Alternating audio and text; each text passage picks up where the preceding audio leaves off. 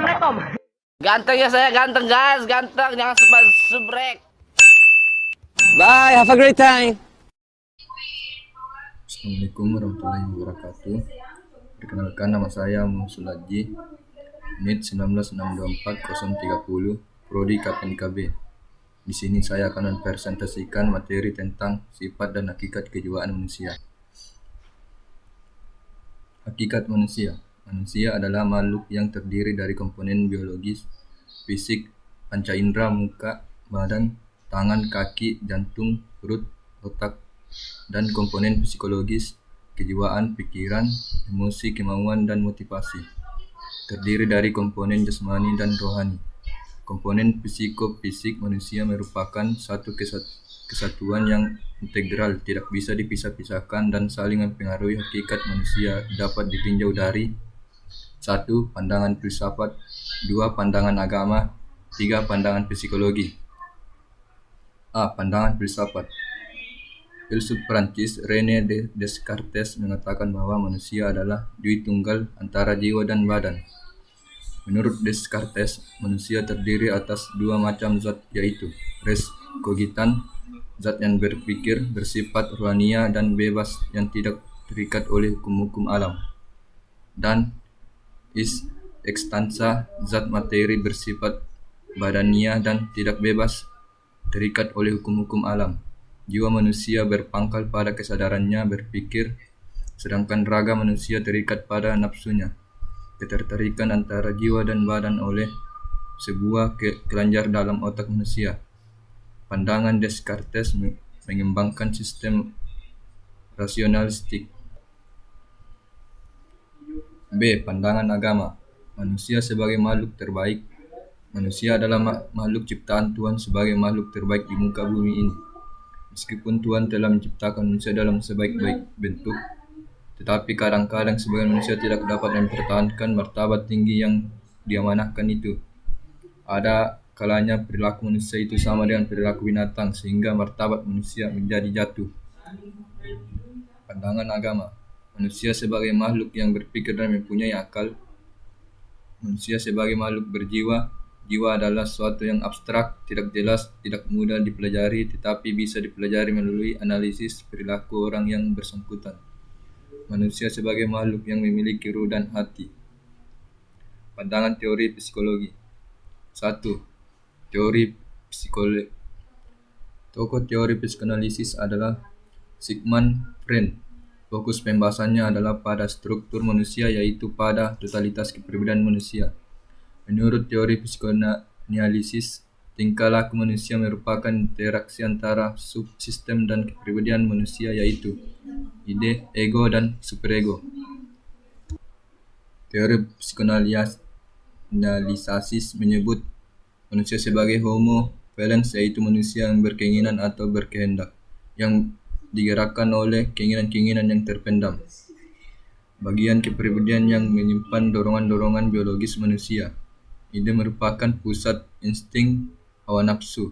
Ada dua insting yang dominan, yaitu libido dan tonitus libido, insting reproduksi dan konstruktif, insting kehidupan yang sering disebut eros.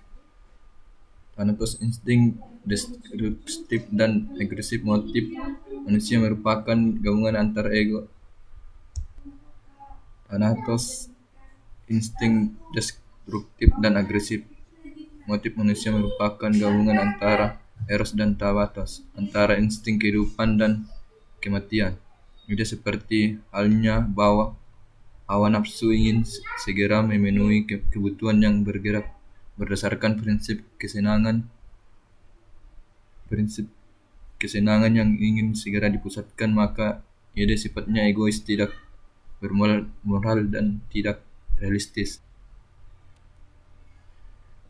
Ego adalah subsistem yang berfungsi menyortir tuntunan ide dan dengan realistis di dunia luar. Ego menjadi penengah antara dorongan hewani manusia dengan pertimbangan rasional dan realistis. Jadi ego bekerja dengan prinsip realistis. Dengan adanya ego, manusia bisa hidup dengan menundukkan hawa nafsu hewani berdasarkan pikiran-pikiran rasional dan realistis. Superego, subsistem ketiga yang bekerja menyerap norma-norma sosial dan kultural.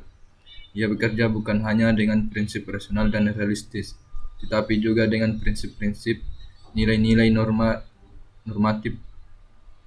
Ego kadang-kadang tunduk pada ide dan kadang-kadang tunduk pula pada superego. Ego bertindak sebagai penengah antara memenuhi keinginan hawa nafsu ide dan memenuhi tuntunan moral hati nurani superego. Menurut teori psikoanalisis bahwa tingkah laku manusia merupakan hasil interaksi antar tiga subsistem, yaitu komponen biologis, hawa nafsu, ide, komponen psikologis, kendali, ego, dan komponen sosial, norma-norma, superego. Artinya antara unsur-unsur hewani, akal, dan nilai. Norma atau moral komponen mana yang mendominasi tingkah laku seseorang. Hal tersebut tergantung pada individu dan banyak faktor yang mempengaruhinya. Teori behaviorisme. Fokus teori psikoanalis adalah totalitas keperbedaan yang ada di balik tingkah laku manusia yang tidak tampak.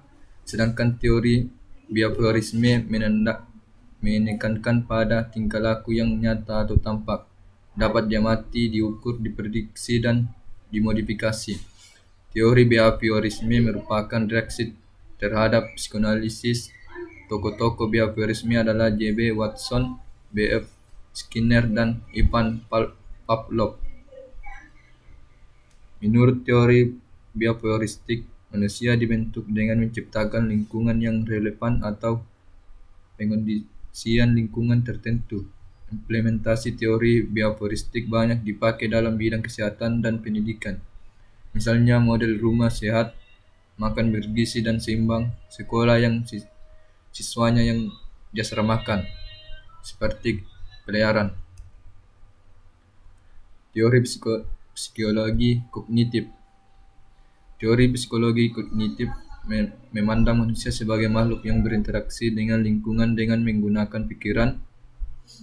Manusia menurut psikologi kognitif disebut sebagai homo sapiens, yaitu manusia yang berpikir. Manusia tidak secara otomatis memberi respons pada stimulus, tetapi ia berpikir memakai stimulus tersebut dan mencari penyelesaian yang terbaik bagi dirinya.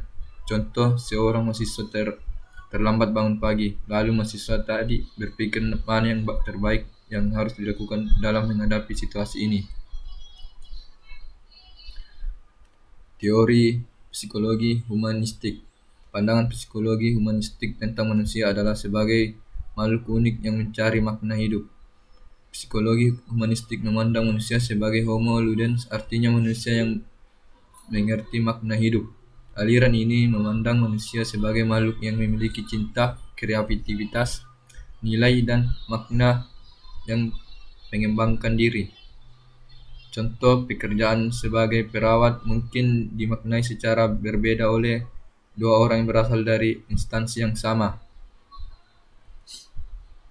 Rangkuman, ada beberapa pandangan terhadap hakikat manusia, di mana antara pandangan yang satu tidak sama dengan pandangan yang lain, karena masing-masing pendapat mempunyai sudut pandang yang berbeda-beda.